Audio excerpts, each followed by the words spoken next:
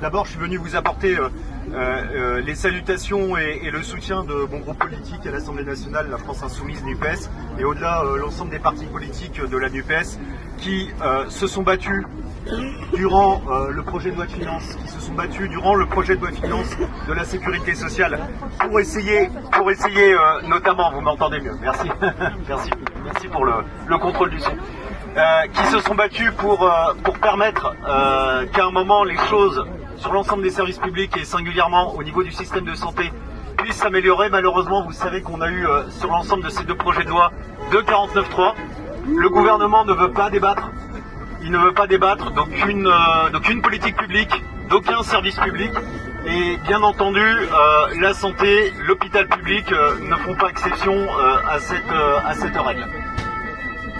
Oui, l'hôpital est mal en point, on sait, il est mal en point en lui-même, il est mal en point aussi parce qu'il devient, et ça a été esquissé juste à l'instant, une sorte de goulot d'étranglement parce que aussi la médecine de ville souffre.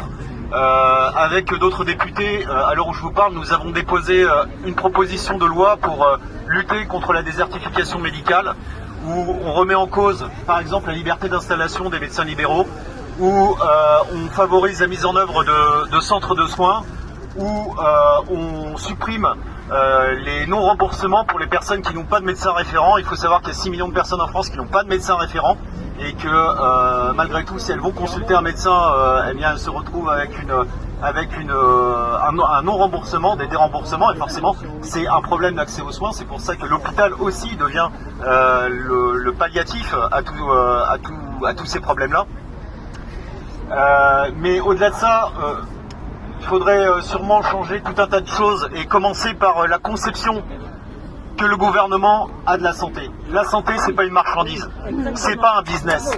Quand on est dans un pays riche et développé, il est absolument inadmissible, incompréhensible qu'on soit dans un système de santé qui est dirigé simplement par des comptables, par des technocrates, par des bouffeurs de tableaux Excel. Et ça, c'est un vrai problème. C'est un vrai problème. Depuis le ministre de la Santé jusqu'au directeur d'hôpitaux. Alors, je ne mets pas en cause le professionnalisme des directeurs d'hôpitaux. Sans doute, certains ont-ils envie de bien faire leur travail, mais force est de constater que lorsqu'ils sont recrutés et formés, on les recrute et on les forme sur le management et la comptabilité.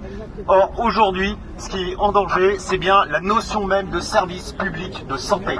Et il faut changer de paradigme, il faut changer de culture. Il faut se rendre compte que dans un pays comme le nôtre, on ne regarde pas les plus et les moins dans le tableau Excel. On a des objectifs qui sont centrés, qui doivent être centrés, qui devraient être centrés sur les besoins de la population. Et aujourd'hui, ça n'est plus le cas. Et c'est pour ça que je tiens vraiment à vous faire part de notre soutien en tant que groupe parlementaire. Parce que vous êtes au-delà des conditions de travail dans lesquelles vous êtes et qui vous animent aussi. Vous n'êtes pas que dans le combat égoïste, corporatiste des conditions de travail. Vous êtes aussi dans la défense du service public. Et c'est cet honneur qui doit vous être rendu et qui doit aller bien au-delà d'applaudissements à 20h au balcon comme on l'a connu il y a 3 ans.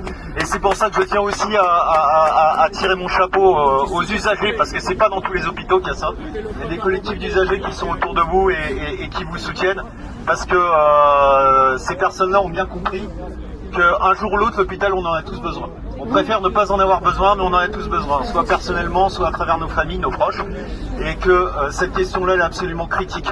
Lorsque des brancards s'entassent dans les services d'urgence, lorsque des lits ferment dans des services de médecine, dans des soins de suite, dans la pneumo, dans la cardio, etc., etc. Donc sachez tout le soutien qu'on peut avoir, et puis bon voilà, je vais arrêter de prendre la parole, je voulais pas être très long, je suis surtout ici pour échanger avec vous, discuter et puis continuer à affiner le travail qu'on a commencé dès cet été. On a au sein de mon groupe parlementaire, on a visité environ 70 hôpitaux en France. Moi j'ai visité notamment bien sûr le CHU de Pontchaillou que vous connaissez, pour faire un état des lieux sur la base de la réalité telle qu'elle est vécue par les soignants et les usagers.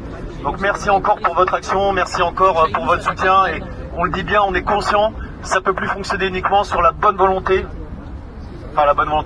j'ai presque envie de dire le sacrifice des personnels soignants.